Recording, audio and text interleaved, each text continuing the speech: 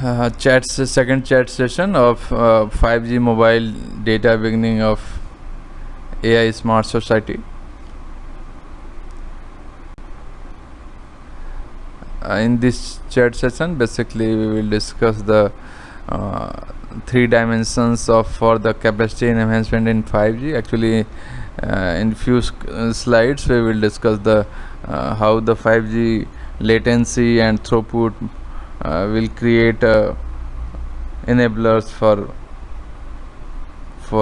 AI smart society, right? Cloud and AI, all these technologies enable us with the 5G mobile network, right? The latency features and connection density features. In few slides we will discuss, and then we will discuss the 5G applications in the healthcare industry and some other use cases, as well as education and AI driven 5G in digital healthcare for smart society. And the last we will discuss the 5G mobile data AI use cases for digital inclusion society. The first slide shows the three-dimension capacity enhancement, where you can see here the first one is the bandwidth expansion. We can increase the bandwidth to increase the capacity, and the 5G that is the maximum 400 megahertz can be used for one carrier bandwidth, and in the millimeter wave spectrum, and 100 megahertz can be used in the sub-6 band in the spectrum, right? Actually 5G uses the different bands for different purposes, coverage and capacity, and some carrier aggregation technique is also used to enhance the further logical carrier bandwidth to increase the throughput. Next one is the spectral efficiency. By increasing the spectral efficiency, we can increase our capacity in the mobile network. There are different techniques they are used to increase the spectral efficiency. First one is the higher order modulation, that is the 64 QAM, 256 QAM are used in the 5G, and MIMO and massive MIMO is also used to enhance the spectral efficiency and increase the capacity of the mobile network. Coordinated multi-point transmission is used to enhance the spectral efficiency at the cell edge level. Cell edge level means at the boundary of the cell, right? We can increase the spectral efficiency in many ways. The full duplex in-band communication is also study items for the 3GPP release 18 for increasing the spectral efficiency in the mobile network. And third dimension is the cell densification, where the large investment is required. You can see here the different base stations. We have to install more and more base station to increase the capacity.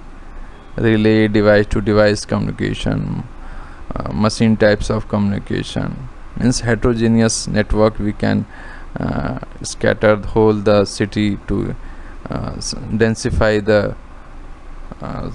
area by the cell, so that the capacity can be increased.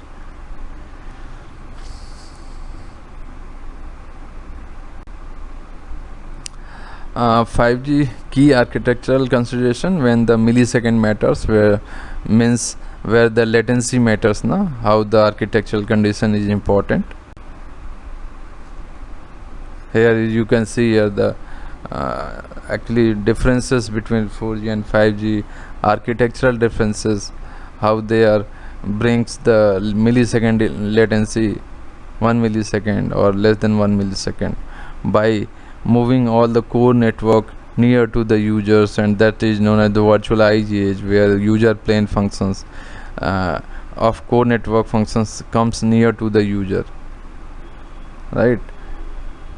That means it reduces the latency. If any data core network functions comes near to the user, that means it will reduce the transmission delay and reduce the latency.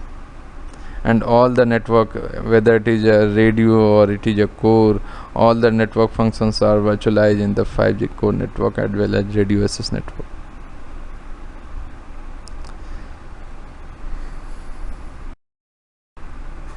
Next one is the multi-access edge computing. That means not only your core network of mobile networks comes near to the base station or comes near to the user, but data network is also comes near to the user, right? Data network comes near to the user. That means a multi-access edge computing. Your remote currently your remote data network is somewhere in a centralized location, but for the small lower latency applications, the remote data network comes near to the user, that is the local data network, right? It termed as a multi-access edge computing, that is the MEC. You can see here how the MEC deploy in the 5G network. That is the this one is the MEC host, that is the local data network comes to the near to user. They cannot communicate directly with the user, right? There is a one network exposure function, that is the network functions in the 5G core network, that is the mediator for communication of the third party applications to the 5G mobile network, right?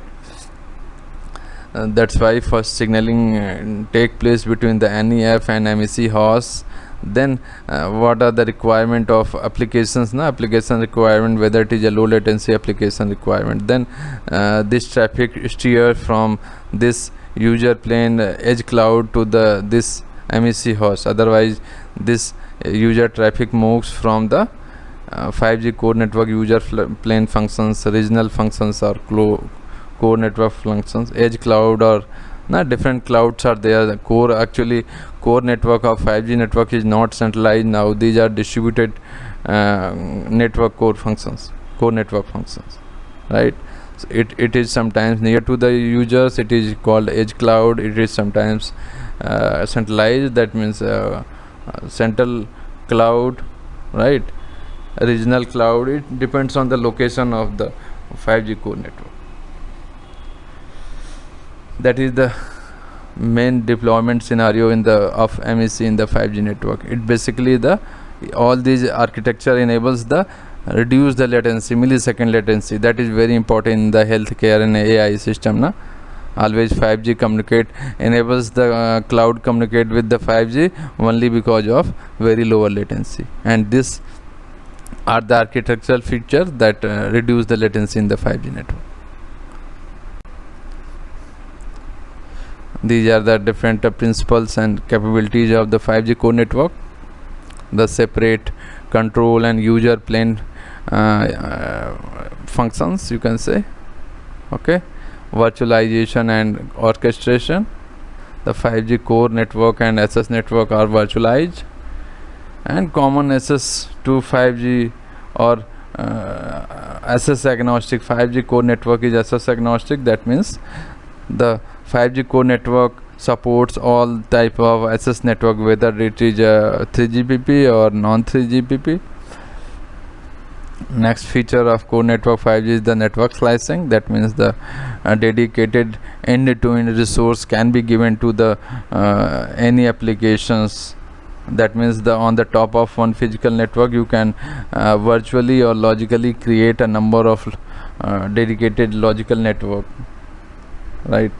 Multi-access edge computing I have already discussed, for low latency, for driverless car, for remote surgery, for any virtual reality, augmented reality, we can need the very low latency and high throughput, right?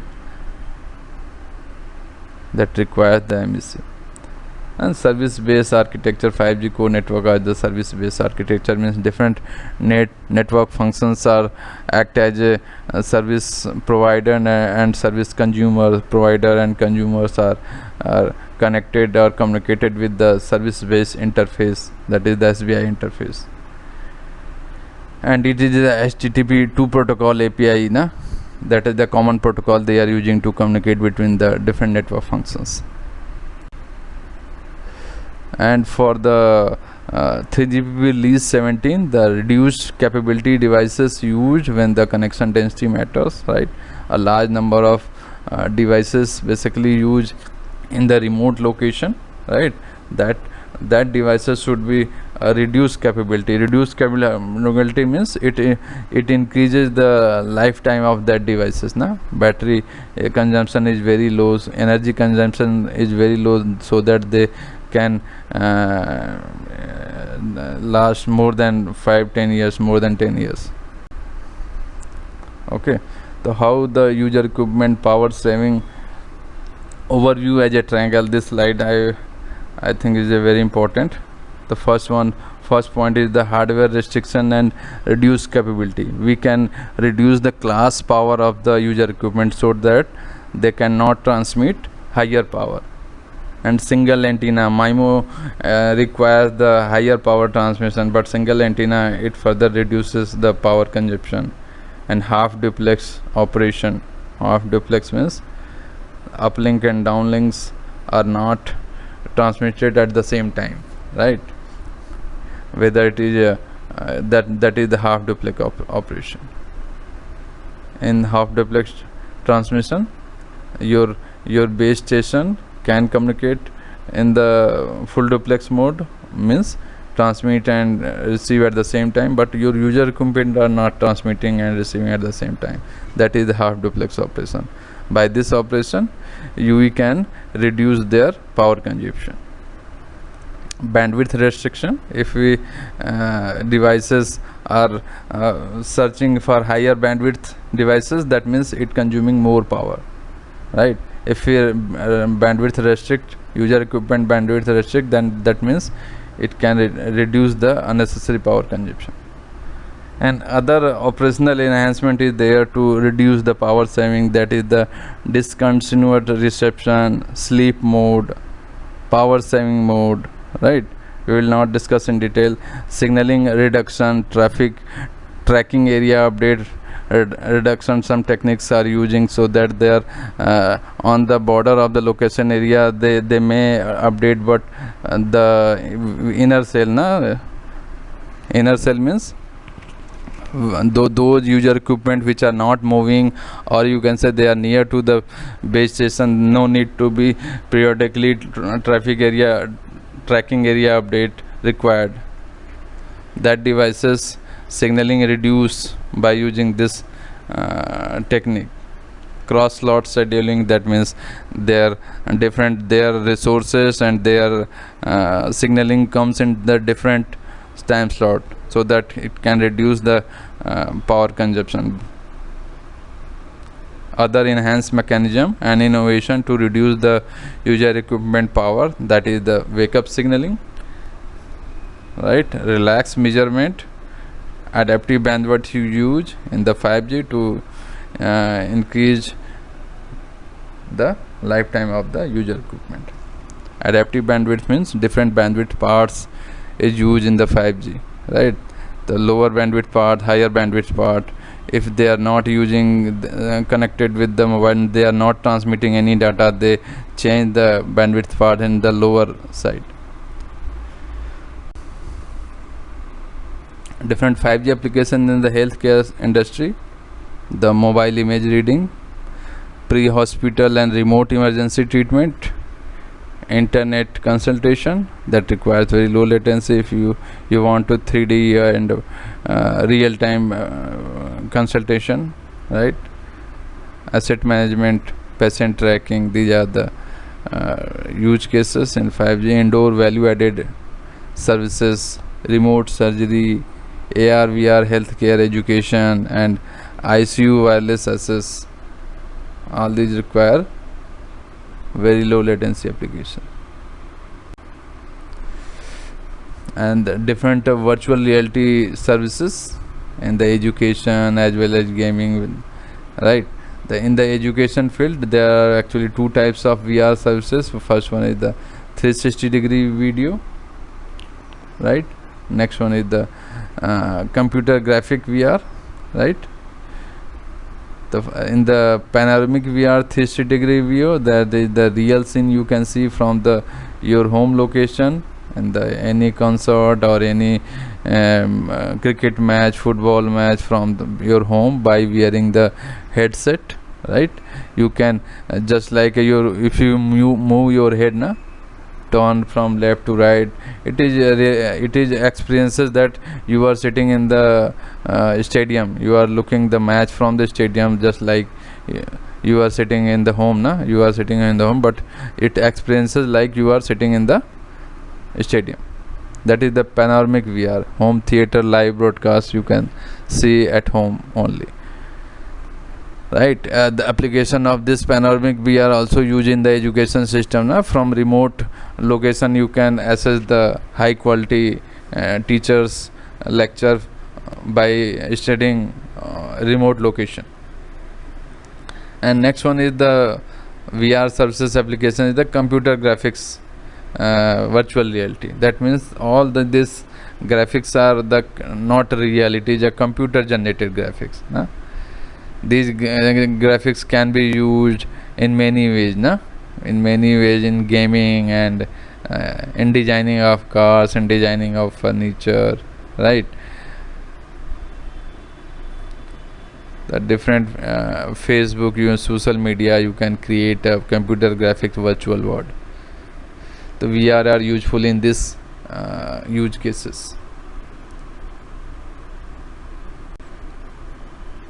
Some 5G remote driving, teleoperated driving is there, where the uplink video transmission required 100 Mbps and also the latency, real-time latency is required. The camera and sensor in the vehicle can transmit the scenario within the 360-degree range of the vehicles to control the room, right? To the control room, the driver determines and operates the vehicle based on the scenario from the remote locations. Okay, these value the scenario where the harsh environment is there, mining area, garbage and waste, and coal seam is there. We can use the remote driving is very useful in that case. Okay, and also port transportation and shuttle bus. The collaboration and supplementation of automatic driving manual takeover when the automatic driving algorithm is faulty. There is also shifting of automatic driving from manual takeover when that is algorithm is failed.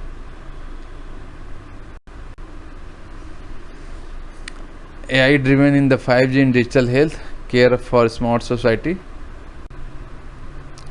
The society transformation from information society to intelligent society. Society is at a critical stage of evolving from an information society to an intelligent society. People will increasingly utilize intelligence to experience the immersive interactive experience of the virtual and physical world. The fifth generation of connectivity technology such as 5G provides the ubiquitous gigabit connectivity, deterministic experience and hyper automation, bridging the virtual and physical worlds and enabling the intelligent world. Transforming healthcare with 5G and AI. How the 5G transformed the healthcare with the help of AI. The recent advances in the machine learning system have demonstrated that AI can extract more information from the images with higher reliability and accuracy and identify the features that are not be easily detectable by the human eyes. The 5G infrastructure will make it much easier and more reliable to use. AI software to analyze the real-time patient data sent to cloud platforms. In fact, AI will truly arrive with the advent of 5G technology. AI allows doctor to analyze individual patient status in the real time, offering improved diagnosis and healthcare delivery regardless of where the patient is located. This provides the cost saving, reduce the time taken to assess care, and also provide the flexibility for the end users. And also healthcare needs the interconnectivity to enable information exchange information exchanges between the urban and medical alliances and country medical communities. Hospitals need to migrate to cloud, and interconnection must be established between the different medical institutions with the help of 5G private network, right? Their architecture may be hub and spoke network model type, right? These are the two different private 5G network architecture options given there. How the hospitals are connected with each other. The first one is the totally enterprise control, that is the stand alone non-public network, where the different all the nodes basically are separately installed at their premises of enterprises, right, where they control themselves. Another one is the public network integrated NPN. NPN means the private 5G network, non-public network, that is not used for public, right? It is this types of deployment actually it is a on the share mode deployment. It is a partnership with the operator. They can share the radio access network or core network depending on the network slice what they are created on the physical network, on the top of physical network. They can use these types of private non-public network, or we can say private 5G network, by using help of network slicing feature of 5G network. The 5G mobile data and AI use cases for digital inclusivity. What does 5G mobile data mean, and what are the different groups? Mobile data, 5G mobile data can be classified into 4 groups. First one is the customer data identity, where the name, date of birth, address, and national identifier like Aadhaar card number, citizenship numbers are given there. Event data means mobile data event like voice call, SMS, data calls, handovers, other signaling update, traffic tracking area update, and location area update, routing area updates are recorded in the core network of mobile network. And subscription data, customer subscription data, depending on the billing information, what these services opt, what they are restricted, and what customer, how they interact with the customers, right? Their MSISDN number, 10-digit number, and their IMSI number, IMEI number. These are the different identifier used with the billing information, right? Next one is the type of data is the network data, where the cell location, UE location, cell location, actually that is the phone mask oblique cell location, and infrastructure status. Some network maybe somewhere alarm is there, some fault is there. All these data are recorded in the network. And other activity measurement report is actually user equipments are continuously measuring the radio reports, and they are report to this report is sent to the network. That report is also saved in the mobile network. The different report is there. On the basis of that report, the handover decision and other decision mobile network take place. How AI useful and what is useful for prediction of any things, air quality prediction, or any prediction of fault, or any prediction of anything, with the help of past data and current data, and also third party data, and recommendation on the basis of past data. They can recommend anything, and also for identification of the things, identify the person, identify the any wrong happening, right? That is AI useful for that. Classification for classification, recommendation, prediction, identification, and also optimization. All these, for this purposes AI is good for that. where the large number of heavier data is used, and on the basis of that data analytics they can predict, recommend, or identify, or classify, or optimize.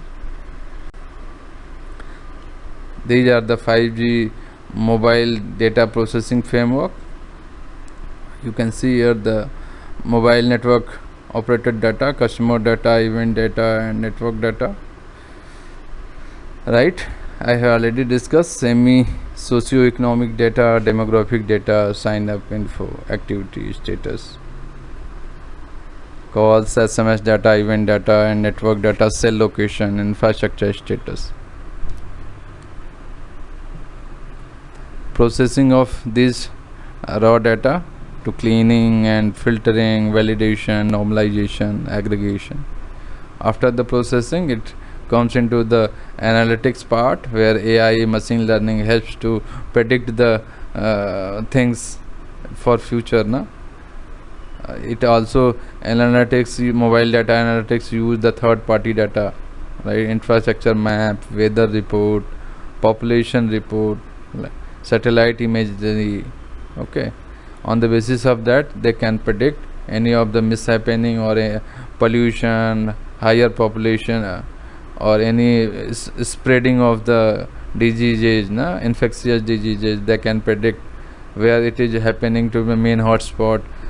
On the prediction, on this basis of prediction, the decision authority can take decision and aware the public citizens to alert. It can give the alert to prevent those types of disaster. Okay, the one use cases of air pollution that is impacting the health, linking the mobile data to carbon dioxide emission. Actually the mobile positioning data actually acting as a proxy for the traffic data, when it was the combined with the weather and historic air quality data and fed into the machine learning model to generate the air quality prediction. Okay, for that prediction, after that the municipal corporation take the preventive actions like urban planning, traffic guiding, and early health warning can be given to the users, or you can the citizens of that city, to prevent these types of air pollution. Okay, then some of the challenges, solution, and impact is given there. Air quality is a major concern in the large urban area. Monitoring air quality costly, as it requires fixed point air quality and traffic sensors it requires. What is the solution? This mobile data AI analytics, it is a solution. It provides or predict the air quality in advance, and this advancement is cheaper and more granular alternative to traditional traffic monitoring, and it is a game changer because it can help the municipalities to take preventive actions like urban planning, traffic guiding, and early health warning. Thank you to all.